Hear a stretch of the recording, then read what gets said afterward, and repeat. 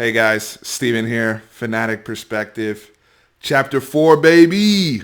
Sam Ehlinger returns for his senior year. It is official. Samuel Cosmi, Sam and Sam, by the way. Samuel Cosmi also returning for his fourth season here on the 40 Acres. Guys, we're excited to have him back for 2020. We're going to get into all this. But first, we're brought to you by our sponsors, Boss's Ranch, best darn ranch in Texas. You can find them at your local HEB, cold produce section. Guys, this stuff is flying off the shelves. Highly recommended, made by Horns fans. So go check them out. HEB, cold produce. Links below to follow them on all social media, as well as following me. Subscribe, like, comment. I love chiming in, weighing in with you guys across all platforms. So Samuel Cosmi, Samuel Ehlinger, Samuel George Ehlinger, General Ehlinger, QB1, makes the video, comes out on social media, chapter 4, making his return for his senior year. A guy with a lot of individual accomplishments from a statistical standpoint, someone who has at least led this program back to a respectable point of winning.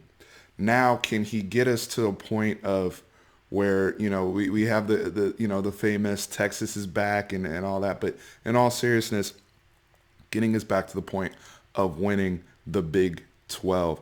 That will do wonders for Sam's legacy. And also, it's a mutually beneficial thing.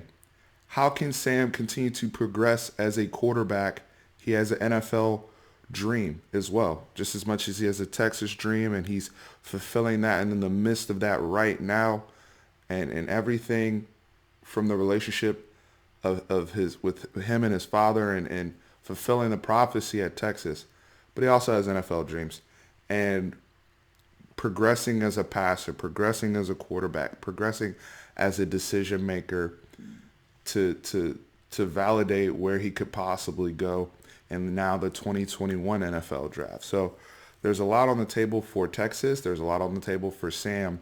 And I think it's beneficial for both sides for him to return for his senior campaign. And guys, I'm personally very, very excited about it. We'll start with Sam. We'll go to Samuel Cosmi.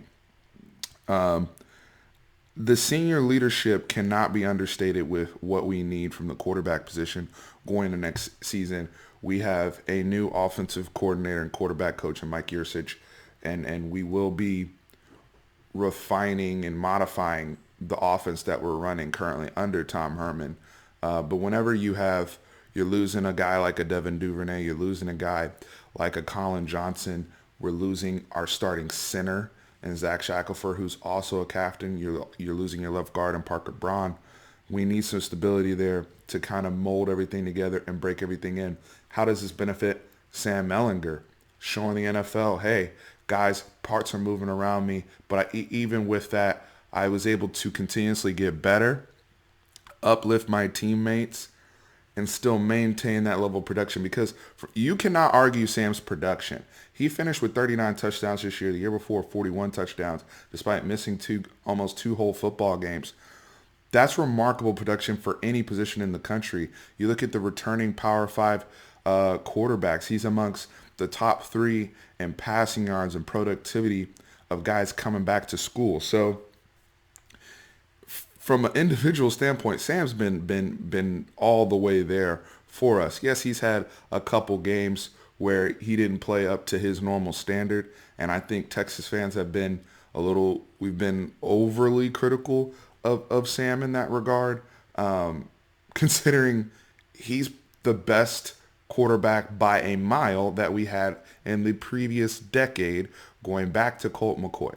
And I bring up Colt McCoy because if you remember, he had a Heisman type run his junior year, and that was an unbelievable year with Sam Bradford, and I think Tim Tebow was in there, and a couple other guys, right? I don't know if Darren McFadden was still around, but that was a pretty stacked run that year, his junior campaign. I believe Sam Bradford ended up winning, if I'm not mistaken. And we obviously go into the thing where we lose to Texas Tech. We don't have an opportunity to really secure the Big 12, finish in the tiebreaker. We lose the tiebreaker, and we don't at that time, our goal was a national championship, and we had to settle for a Fiesta Bowl versus Ohio State. And Colt McCoy returned for his senior year. He also at that time kind of contemplated maybe going to the NFL. He had a ridiculous completion percentage that year, and the individual stats were there, just like with Samuel Ehlinger. He returns for his senior campaign.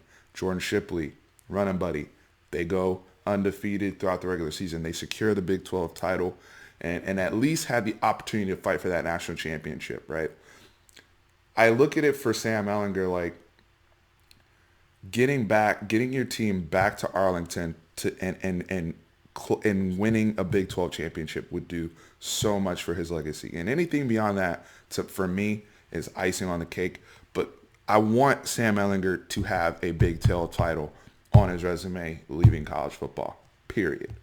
That's what I want for him. And I know Tom Herman, what that would mean for this program and to elevate us, down the road and starting off this new decade would be, extremely, extremely meaningful. And so I've read a couple things that the grade that he got back, because obviously he did get evaluated, which again, I mentioned previous video, all juniors should do, somewhere in that mid-round range.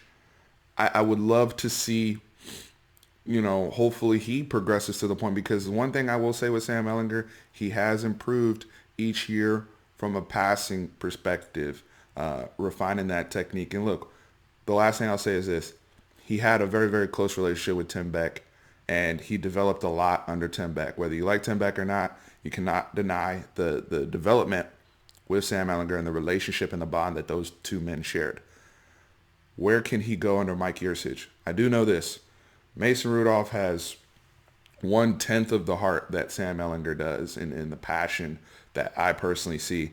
And he got him to a third-round pick to the Steelers. So what can he do, and what can he kind of bring in fresh ideas coming outside the forest and help Sam Ehlinger with and help him ascend to where he wants to go with this program and ultimately in his professional career. I think this is fantastic. Can't wait for Chapter 4.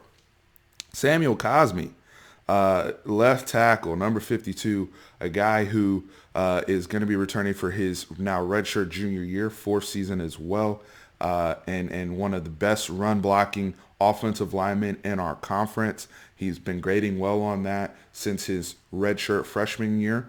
But then he moved over to the left side. He started off the season with a bang. Samuel Cosmi looked really good. It was a seamless transition. But later on in the year, struggled on the pass pro technique-wise. And I think one of the things coming back to school, just getting more and more reps at that left tackle position, showing the NFL the consistency. He can maintain that all the way through the season, getting better with his hands in pass rushing situations. Some of the struggles started in the Oklahoma game. And not that he was exposed or anything like that, but some weaknesses were there. I look at Samuel Cosmi, another guy who has improved every single year since he's been at Texas, has a great nasty streak, staying with Herb Hand, maintaining that relationship. How can we get him elevated to where he wants to go? Because we now have some guys like a Tyler Johnson and some other folks coming into this program like a Andre Carrick who are waiting in the wings and I think are also going to be very, very good tackle prospects.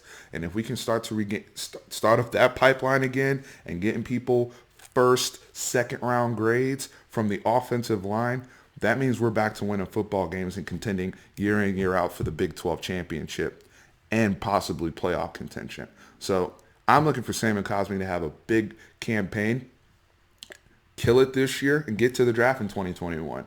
I expect him, with this being his fourth year, I'm assuming he's probably also going to be able to graduate with his degree and hopefully leave early and get paid. So excited to have both these guys back. I think it's going to set the tone for spring all in for 2020. As my man Mark Vasquez likes me to say, all hands on deck, right? So Sam and Sam, thankful to have these guys back. Chapter 4 for both. Guys, we have some videos coming up. My All-American Bowl video, that is coming probably later today.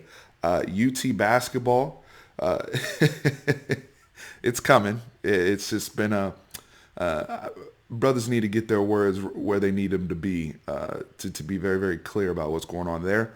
We're going to have our season recap, season review with Tran, all decade stuff, top 10 players of this past season, kind of redoing our list from what we had in the preseason. And then finally, our national championship preview. For those of y'all who remember the few videos I did with my LSU friend Billy, his team's now in the national championship. We're going to be doing a preview video together, previewing LSU and Clemson. So look out for that later this week. Guys, I appreciate y'all. Horns always up.